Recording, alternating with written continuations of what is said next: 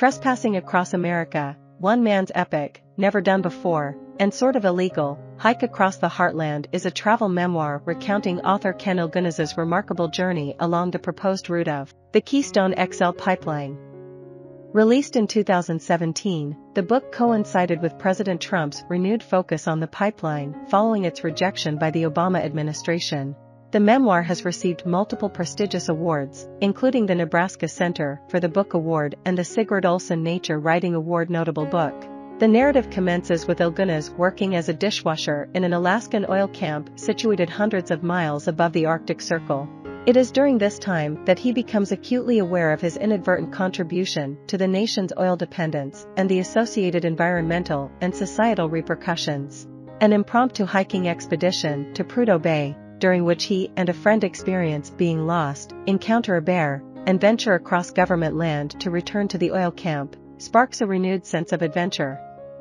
This escapade triggers the concept of hiking the proposed route of the Keystone XL pipeline, a journey that would involve crossing boundaries where they are not permitted.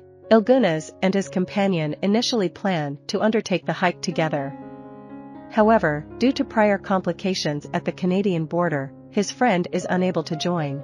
After a series of delays due to weddings and injuries, Ilgunas commences the journey solo.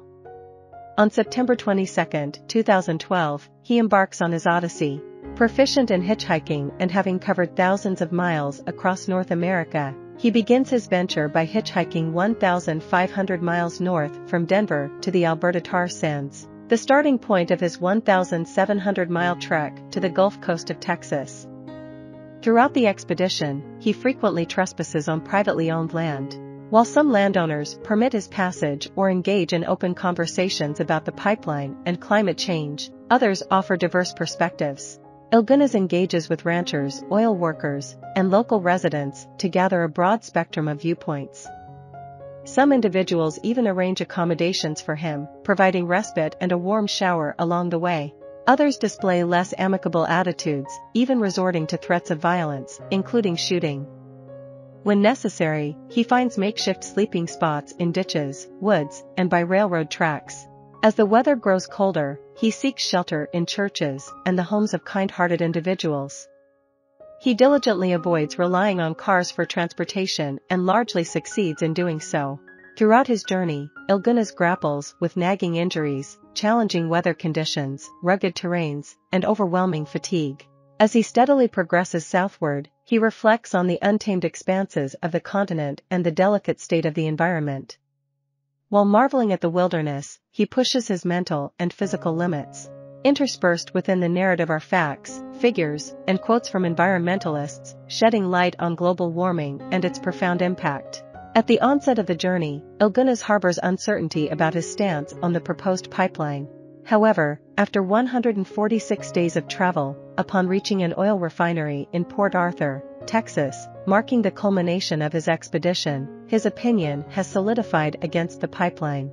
His traverse through the Great Plains and interactions with numerous individuals persuade him that the pipeline is an ill-conceived notion. Ilgunas contends that while oil holds significance, there must be more sustainable ways to address energy demands than constructing an extensive above-ground pipeline across some of North America's most pristine landscapes.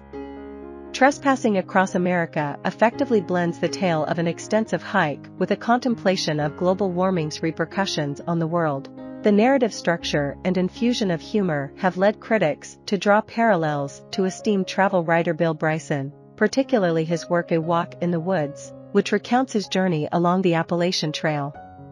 Joanna O'Sullivan of the Asheville Citizen-Times notes, Ilgunas is something of an heir to Bill Bryson in his ability to find humor and irony in random encounters on the road. Yet, some critics contend that Ilgunas's bias against the pipeline becomes evident early on, which challenges the book's claim to offer a balanced examination of the pipeline's environmental implications and significance.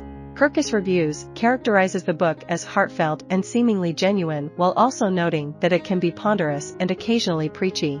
As Ilgunas guides readers on his southbound trek across North America, he poses open-ended queries for contemplation. Questions emerge: what responsibilities come with being stewards of the land?